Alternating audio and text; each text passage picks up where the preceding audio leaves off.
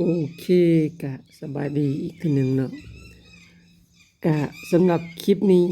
เคยเองกะจะมาเอ่อรีวิวเนาะรีวิวการถอนเหรียญชิบะเนาะจากเว็บ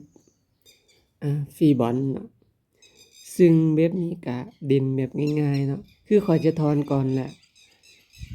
และสิมาสอนดินเนาะประมาณนี้โอเคคือตอนนี้ข้อยกะมีอยู่ 1,000เนาะ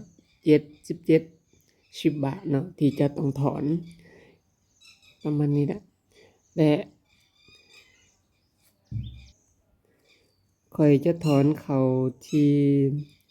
อ่าชิโบริเนาะเข้าไปที่กระเป๋าชิโบริถ้าว่าไผที่บ่ทันได้สมัครบ่ทันได้ดาวน์โหลดก็สมัครแล้วก็ดาวน์โหลดกระเป๋าชิโบริไว้เนาะประมาณนี้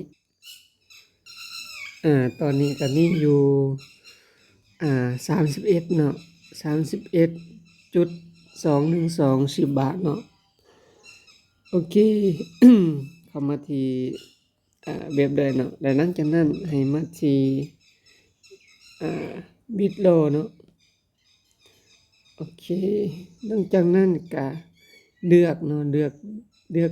รียญที่เราจะถอน คือตอนนี้จะถอนเป็นชิบะเนาะประมาณนี้ก็กดใส่ตัวชิบะเนาะถ้าว่า ถ้าว่าเพื่อนๆอยากอ่าถอนเหรียญต่างๆก็สามารถถอนได้เนาะจะเป็นระบอนเป็นเปๆเป็นทอนต่างๆ ก็สามารถถอนได้เนาะประมาณนี้ก็หลังจากนั้นเมื่อเราเลือกแล้วเนาะเลือกที่จะถอนเหรียญชิบะแล้วก็มากดที่ Verify เนาะและหลังจากนั้นก็เลือกรูปภาพที่มันมีน้อยที่สุดอยู่ในที่มันให้เลือกนี่เนาะคลิกเข้าไปและหลังจากนั้นก็กดเข้ามา Below เนาะปึ๊บโอเคออเดอร์มันน่าจะเหลือน้อยเนาะสำหรับเหรียญชิบะมันเหลือน้อยเฮาลองถอนเหรียญอ่าเป๊ะๆเนาะเอาไปเหรียญเป๊ะๆลองเบิ่ง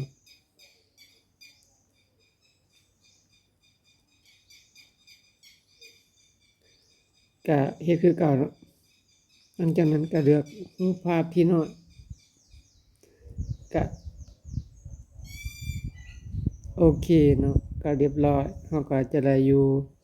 1,742 เป๊ะๆเนาะประมาณนี้ก็มาเบิ่งเนาะมาเบิ่งrefreshเบิ่งวันหนึ่ง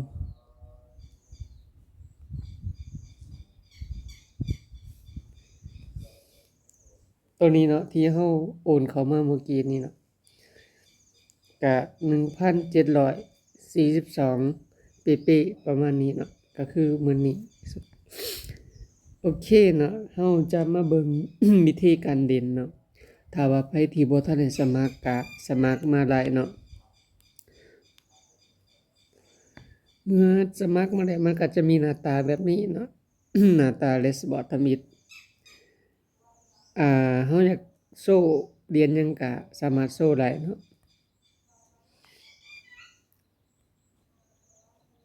มันบ่ให้โชว์ดอกบ่เป็นหยังเนาะ เข้ามา Dashboard ใหม่และหลังจากนั้นเนาะคือทุกๆมื้อเนาะที่เรามากดเคลมตัวนี้เนาะกดเคลมตัวนี้มันจะได้มื้อละ107ชิบะเนาะ ประมาณนี้ คือตอนนี้ข้อยก็สถานะมีอยู่ level 3เนาะอันนี้แม่นบัญชีที่เราอยู่ปัจจุบันเนาะ ID ของเราอันนี้เป็นฟรีรีวาร์ดเนาะ ลักษณะแบบ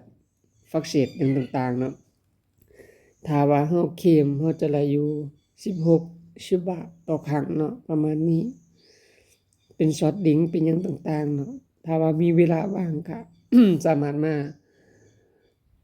เก็บเหรียญ10บาทได้เนาะประมาณนี้ถึงมันจะบ่มีราคาตอนนี้ก็คิดว่าต่อไปมันอาจจะมีราคาเนาะและถ้าว่า อีกวิธีหนึ่งเนาะเข้ามาที่หลายๆขีดเนาะประมาณ4ขีดเนี่ยแล้วมันจะมีให้เลือกเนาะมันจะมีฟักเชดเนาะเป็นฟักเชดคือข้อยบอกเมื่อกี้นี่ว่าเฮากดเทื่อหนึ่งมันจะได้อยู่16ประมาณนี้เนาะ ก็เพียงแต่เฮาคลิกตามที่มันบอกเนาะตัว term it ก็คือ set o set เนาะเฮาคลิกตามอะ บ่แม่นให้เฮาคลิกตัวนี้เนาะเรียงตามลำดับก็คือ OOS เนาะมันเป็น005เนาะแล้วก็ตัวที่2ก็คือ500อันนี้ก็ set o set แล้วก็มาคลิกใส่ตัว verify หลังจากนั้นก็เลือกเนาะ รูปที่มันมีน้อยกว่าหมู่เนาะคือตัวนี้แล้วหลังจากนั้นก็ขอรีเบิร์ตไป โอเคเนาะเฮาก็จะได้อยู่10 บาทเนาะ ประมาณนี้และตัวต่อไปเฮาก็สามารถมา เบิ่งแอดเนาะเบิ่งแอดหยังต่างๆก็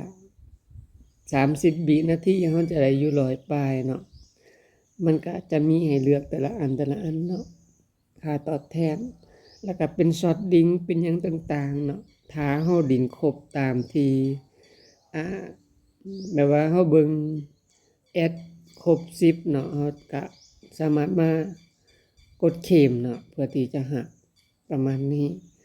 ก็สำหรับเหรียญนี้ก็สำหรับเว็บนี้ก็บ่มีหยังหลายเนาะก็เบิดเพียงเท่านี้เนาะถ้าว่าไผที่อยากเก็บเหรียญ10 บาทหยังต่างๆก็กดสมัครแล้วก็เก็บเหรียญสะสมก็ได้เนาะสำหรับสายฟรีเนาะ บ่ได้เสียเงินหยังต่างๆโอเคก็บ่มีหยังหลายเนาะก็ขอขอบใจ